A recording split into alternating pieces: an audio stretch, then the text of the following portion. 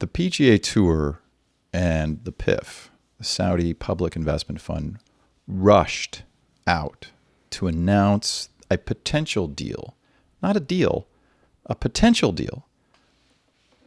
Well, we can tell you for sure that the PGA Tour didn't want that. That's the last thing in the world they would want. Announce a deal with no actual deal.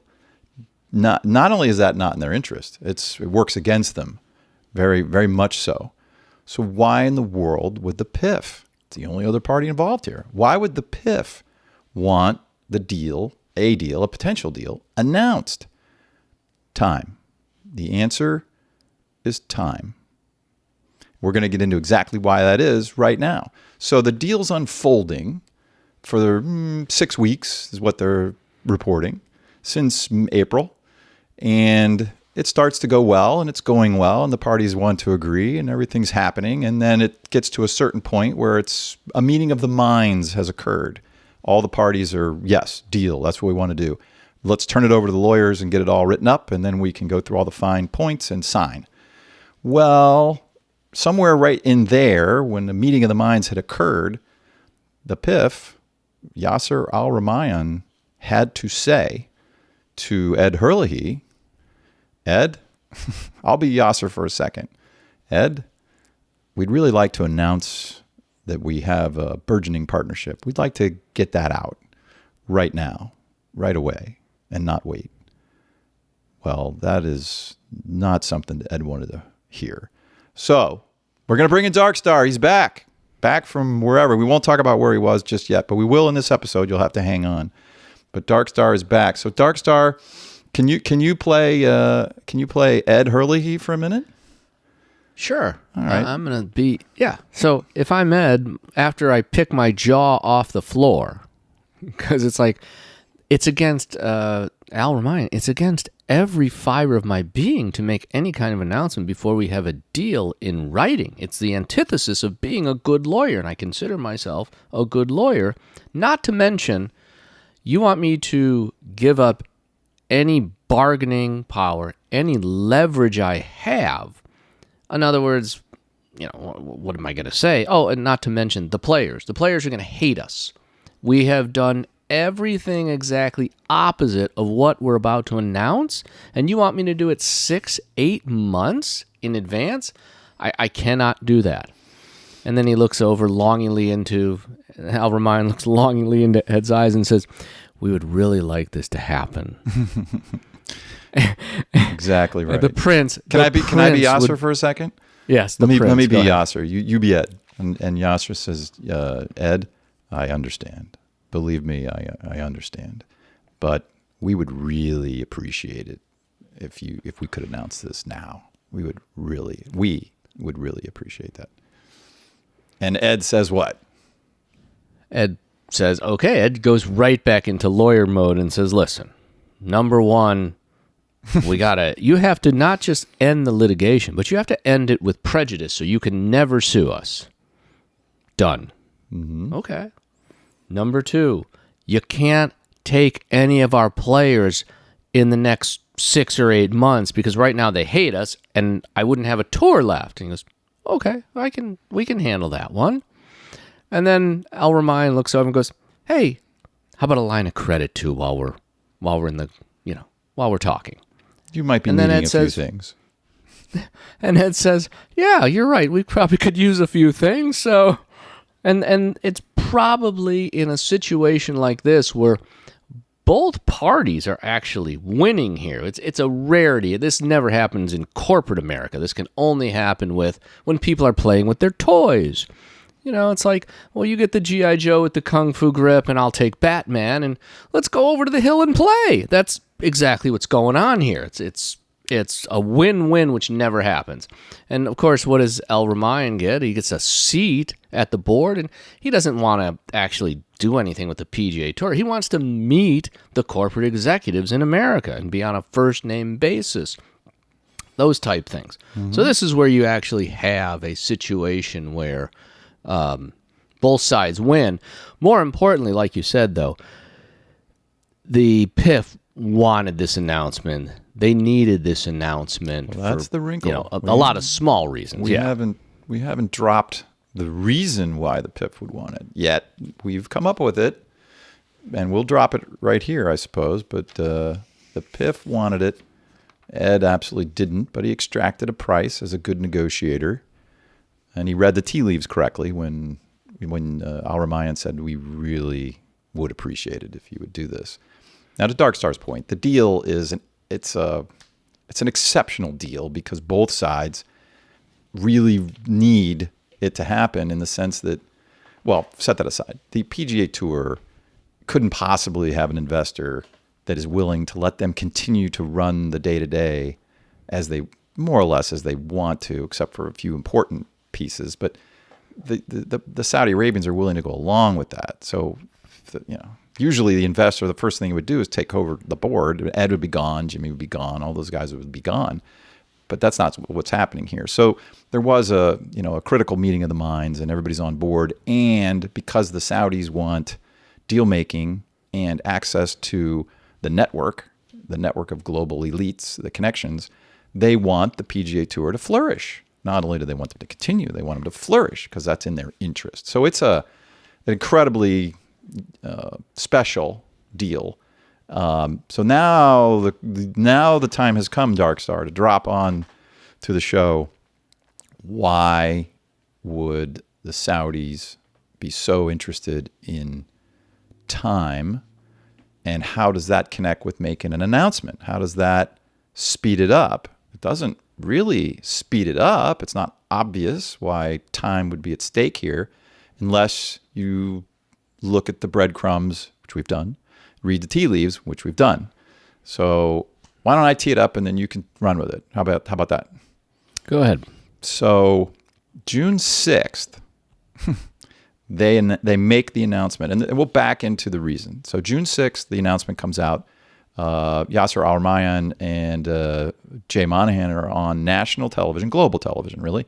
Global television, CNBC, making this startling announcement, June 6th in the morning. June 6th in the evening, meanwhile, not on CNBC, the evening of June 6th, who lands on an airplane in Riyadh, Saudi Arabia? A few hours, really, just after the announcement's made. Who lands there? Darkstar. Yeah. The Secretary of the United States. Secretary of State. Secretary of State, yes. I'm sorry. Secretary of State of the United States, Anthony Blinken, lands in Riyadh. Now, you and I don't believe in coincidence. So we hate coincidences here at the show. We hate coincidence. Yeah. And that's an awfully big one. That's an awfully big one. It's only his second trip to the kingdom, and the arrival of America's top diplomat Antony Blinken is the latest step towards trying to mend a strained but strategic relationship between Saudi Arabia and the U.S. So you can imagine the next day, June 7th, they sit down, they have multiple meetings, etc. Well, who's sitting down? Who do you think is sitting down the next? Well, we know from the reports. Well, the Crown Prince, you're right, the Crown Prince and Anthony Blinken are sitting down, and they're talking about a million different things, right? But this is one of those situations where at the end of the meeting, you can just picture this. The Crown Prince, as they're maybe even leaving, walking out the door, etc. I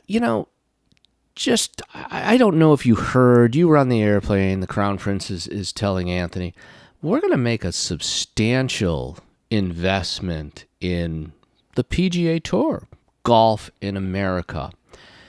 And, there's been rumblings about legal issues and the DOJ. I'm assuming after our very pleasant discussions today that that's not going to be a problem. Exactly. And you could just hear him saying it, not going to be a problem. And then after Blinken picks his jaw off the floor, he looks at the Crown Prince and goes, yeah, that won't be a problem. As he's thinking in his head, I got to do another something for so-and-so, and I'm not going to go into details here. I can't say the names that we want to say, of course. Yeah, I'd love to play that little out. We'd love to role play that. We won't today, but the little chit-chat between the Crown Prince and Mr. Blinken, I don't know that Tony was ready for that question. Maybe he was. If he was really prepared, then he would be, because it was the announcement was the day before he got there. So he didn't know it was coming either. So he's got to do a little bit of maybe 10 minutes. It's not a huge thing, obviously. It's not why he was going. And we'll sneak in why he was going. But look it up. It's all right there in the press, why he was over there and what the gist of why he was over there. But yeah, I think Dark Star nailed it. I think the Crown Prince snuck that in at the end after they covered the important stuff and said, we get to say that again, Dark Star. One of my favorite lines from Margin Call. I'd really appreciate it if we didn't hit any roadblocks over there. That'd be... Thank you. Thank you in advance, Tony. Thank you. Yeah. And that was it, probably. And Tony's like, well, we'll certainly look into it. I'll tell you what, one of the things I was just thinking of, the conclusion of the meetings to say that the contract, we're going to have a contract, is when Ed Hurley, after he agrees to Al-Rumayyan's terms, he looks over to Jimmy Dunn and goes, Jimmy, players, and Jimmy just looks back and goes, I got this. I'll call Rory in the morning. And that was the end of the meeting. It's all set. The players are taken care of. Everybody's done. Players are going to hate us. Players are going to hate us. Ed's thinking, and he looks at Jimmy. Yeah, I got this. Yeah, that is Jimmy's job, among others. It's not an easy job either. So Dunn he is the guy to do that. It's a different show. Why, we can't tease it too much here, but Ed's been thinking about this. Can we say that? Ed Hurley has been thinking about this deal a long time. Can we say that? Absolutely. We can say that. That's not giving away too much. He's been thinking about it a long time. And to be honest with you, come on, that's from the Masters. Give me a little credit for that one. Yeah. How long can you all continue without commercial sponsors? A long time. One of my favorite corporate lines of all time. The great thing about this whole thing is the PIF and Al-Rumayyan hand Ed Hurley this deal on a silver platter, and he's like, wow, that had to be the easiest thing he's ever done. All I got to do is make this announcement. I get these concessions. Well, he really didn't want to make the announcement. I mean, being in, as you pointed out, as you're playing Ed, now that you're playing Ed in the movie, I mean, it really did ruffle him. I mean, you can't go from a top-notch lawyer, which he has to be, given his success and what he does. I mean, he's negotiating these billion-dollar deals, right? That diehard, negotiating billion-dollar deals for lunch. He's doing that for a living. Giving up all of your leverage before the contract even gets started, before we even start negotiating, you're giving it all away. That's just, he does not want to do that on principle. I mean, forget the practical reasons, but yeah, that was a big ask, but they need the money. And they do. Yasser knows this, so he asked, and he was asked or told. It was the Crown Prince who asked. Now let's square the circle. So why does the Crown Prince interested in telling Blinken on the visit that was planned for 4 to 6 weeks beforehand, hey, now that we've got a deal in principle, we've had a meeting of the minds with the PGA Tours, thinks the Crown Prince is getting updated by Yasser. It's a detail. It's one of many things, but the small thing in the gist of the world for Saudi Arabia. We've got a meeting of the minds. That's going to happen. It's all good. Okay, great. Well, we wouldn't announce that because, the Secretary of State's coming here, and I'd like to ask him about I'd like to request that it not be held up by U.S. courts or by DOJ. Why? Why is time so important to Saudi Arabia? Let's just put it that way instead of the Crown Prince. Why is that? Vision 2030. Yeah, we got to get on with it. We don't have time. Now, you get to play Ed again, Dark Star. So, we're going to get this deal. You guys don't have money, says somebody down the food chain, not Yasser Al-Rumayyan, but somebody else could have said that.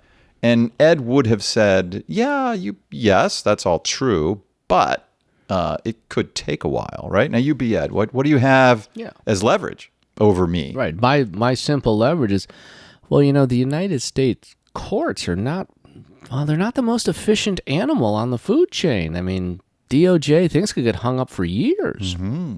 Could take years. Years to do this. And 2030 is right around the corner. Yeah, exactly. Yeah, and that's his leverage, time. And legal litigation can take forever.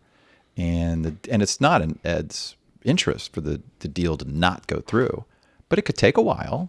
That's probably okay with him on a lot of levels. We won't flush that all out here, but it's more important to the Saudis to move quickly. Why? Because the clock is ticking. MBS doesn't want to wait any longer than he needs to get things done. To get it done now. Let's go ahead. And getting the announcement on June 6th from the PGA Tour ahead of Blinken being there so that the Crown Prince can put that on the table personally, which means a lot when it's personal. You're asking me, we didn't say, Blinken's there about oil production. There's been a very strained relationship the last 18 months or so between the United States government, the current government of the United States, and the Saudis. And it has to do with Russia. It has to do with Ukraine. We won't go into all that. Go read it. It's fascinating. So Blinken's over there to sort of patch things up. We're going to not be as mad as we were before at you, meaning the U.S. government, angry with the Saudis about oil and production and prices and such, that whole thing. So they were there to sort of reset the relationship. Let's get back to where we were, a couple of years ago, where it's all good. Well, and let's be honest, and just to put a button on that, we were talking about billions and 50 and hundreds of billions of dollars in oil money a month. Yeah. A billion, 2 billion for a little golf, play toy for our rich and famous is nothing. True. So if you follow us on Twitter, go ahead. I'm sorry. What? This is why the timing makes it simple for everyone. Yes. If you follow us on Twitter, we put the numbers there. So the most recent numbers for Saudi Aramco, which is the source of funding for the PIF, and Yasser Al-Rumayyan is the chairman of Saudi Aramco. Their 2022 annual numbers, $585 billion in total revenue, US dollars, $307 billion of free cash, of EBITDA, and 161 billion of actual profit that they could declare. Big numbers. So the 307 billion is the number you can really focus on. That's sort of free cash before earnings, before the EBITDA stuff comes out. So earnings before income taxes, depreciation, amortization. So EBITDA. Right. That's a lot of money, to Darkstar's point. So 307 billion just last year, and big chunk of that, 307 to 161, probably goes into PIP. I don't know how that works, but a lot of money, no doubt. But isn't it interesting how this all came together? So we've been kicking this issue around for quite some time. Why in the world would you announce a deal when you don't have a deal? You wouldn't. Not in a million years, particularly a sharp guy like Ed Hurley and Jimmy Dunn, two sharp guys. They would never do that. So it had to be a big ask. And who's capable of asking? Who's capable of a big ask? Well, the guy running the whole show in Saudi Arabia, that would be the Crown Prince, Mohammed bin Salman. Yep. Yes. So he asked Yasser to get it done, and look what happened. It got done. They got what now Ed exacted his price, which was the end of litigation, save him money. Great. Save him exposure, also great. PIF doesn't care about exposure, but the PGA Tour does. They have some things to hide. Who do they want to hide it from, Darkstar? Who's the PGA Tour hiding stuff from? The federal government. Well, not that. The other, the more obvious one. No, go ahead. The players.